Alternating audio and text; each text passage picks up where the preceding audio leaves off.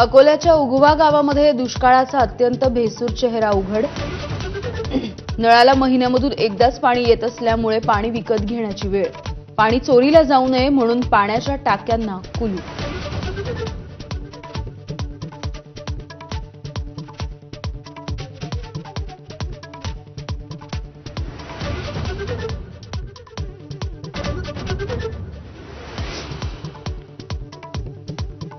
राज ठाकरे उद्धव ठाकरेंच्या टाळी प्रतिटाळीने राज्याच्या राजकारणामध्ये नवी खळबळ. ठाकरे बंधू एकत्र आले तर स्वागतच, फडणवीसांची प्रतिक्रिया. एकत्र आले तर कुणाचं पोट दुखतंय, अजित पवारांची मिश्किली.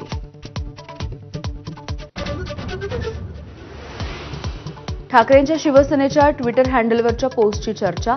राज ठाकरे आणि उद्धव ठाकरेंच्या हस्तांदोलनाचा फोटो.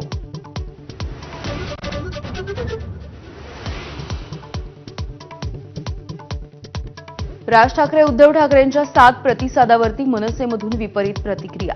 अशी अभद्र युती होऊ नये, अमेय खोपकर यांचं ट्विट. तर महाराष्ट्राच्या नावाखाली स्वतःचं हित पाहत असाल तर चूक, दरेकरांचा टोला.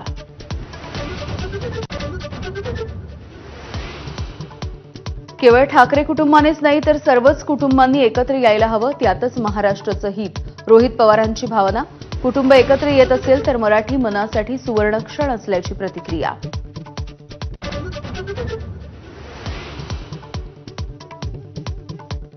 मनसेच्या संदीप देशपांडेंचं सरसंघचालक मोहन भागवतांना पत्र. मराठ्यांचे मागील 200 वर्षातलं उदाहरण देताना तिथे कोणालाही हिंदीची सक्ती नव्हती, मग आता ती सक्ती का? देशपांडेंचा सवाल. राज्य सरकारला सांगून सक्ती थांबवण्याची केली विनंती.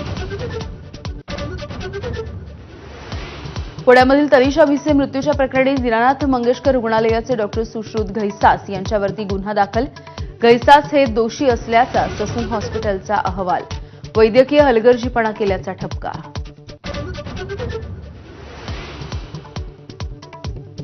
नागपूरमध्ये आज मुख्यमंत्री देवेंद्र फडणवीसांचा जनता दरबार. नागरिकांना त्यांच्या समस्या थेट मुख्यमंत्र्यांसमोर मांडता येणार.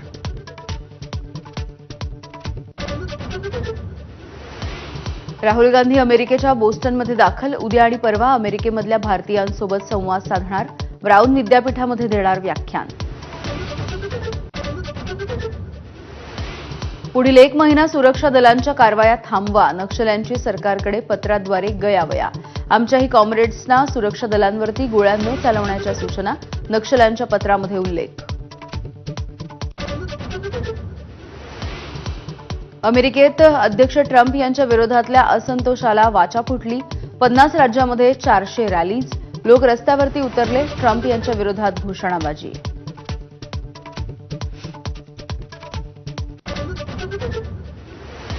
नौदलासाठी राफेल विमान खरेदीबाबत भारत फ्रान्स यांच्यामध्ये महिना अखेर करार होण्याची शक्यता.